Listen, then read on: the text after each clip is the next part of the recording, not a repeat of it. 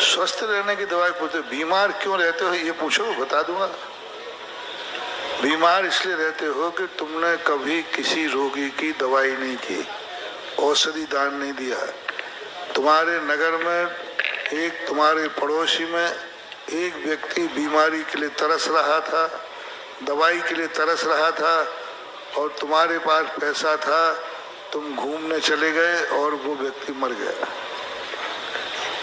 तुम्हें घूमने के लिए पैसा है, गुटखा खाने के लिए पैसा है, जेब खर्च के लिए पैसा है, उधर कोई गरीब व्यक्ति मर रहा है। और उस समय मैं तो हमेशा कहता हूँ, जब आप मौज मस्ती या ऐशो आराम करने का भाव आवे, उसके पहले अस्पताल में फोन करके पूछ लेना, भाई कोई मरीज दवाई के कारण मर तो नहीं रहा है। यदि मर रहा है तो आप घूमना छोड़ दीजिए और मरीज को उठा लीजिए, जाओ, आप कभी बीमार नहीं होगे।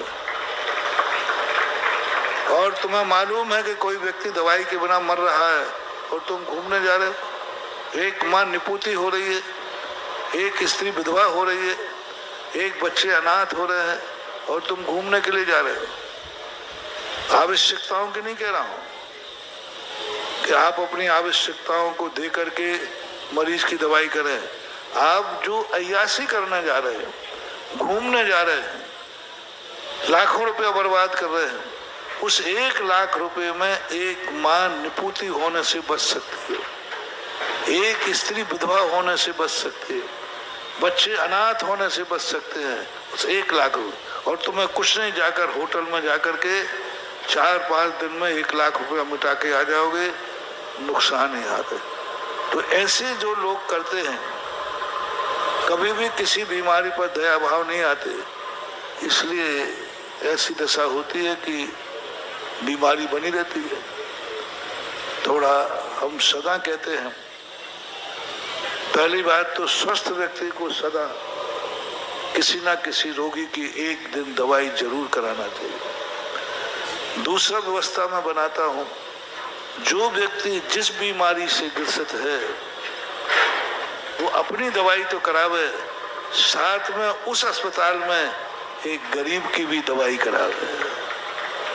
आप जिस बीमारी से आपको है, जो भी बीमारी आपको है, आप डॉक्टर के पास जा रहे हैं, अपनी दवाई कराइए और डॉक्टर से कहिए, डॉक्टर साहब आपके अस्पताल में यदि कोई ऐसा मरीज आवे जिसके पास पैसा नहीं है और उस कारण से वो दवाई, तो मेरी शक्ति ज़्यादा तो नहीं है, लेकिन एक मरीज को दवाई मेरी तरफ से दे देना।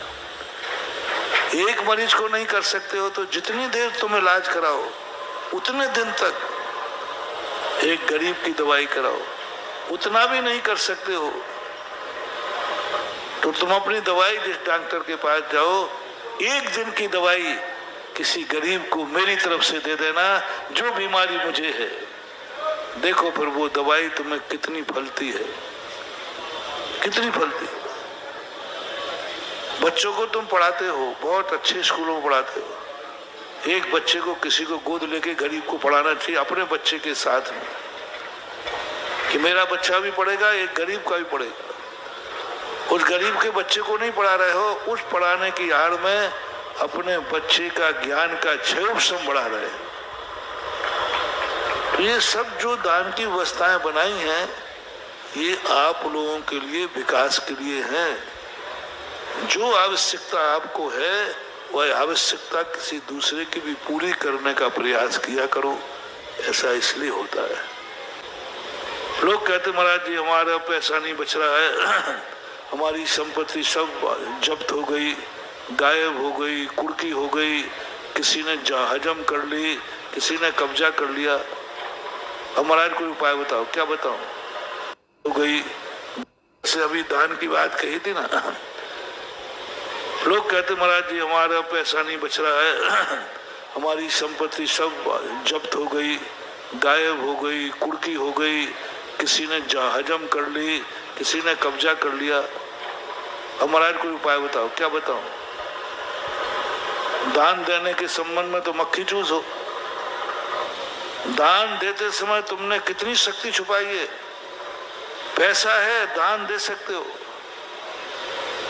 लेकिन दान देने का भाव नहीं होता। इतने मकान हैं कि दुश्मन कब्जा कर रहा है, लेकिन एक मकान मंदिर को दान देने का भाव नहीं आ रहा। जमीनें पड़ी हैं, दूसरे कब्जे कर रहे हैं, लेकिन किसी कार्य के लिए देने का भाव नहीं आता। उधारी डूब रही है, कितनी डूब रही हो। ललितपुर में तो उधारी डूबने का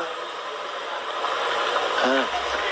उधारी डूब जाए, ऐसे लोग हैं जिनके लाखों लाखों करोड़ों रुपया उधारी में डूबे हैं, उन्होंने जिंदगी में 2 पैसा दान नहीं दिया, और बाद में मेरे पास आते थे, महाराज जी आशीर्वाद दो, हमारी उधारी पड़ी है, वो इतने रुपया दे नहीं रहा है।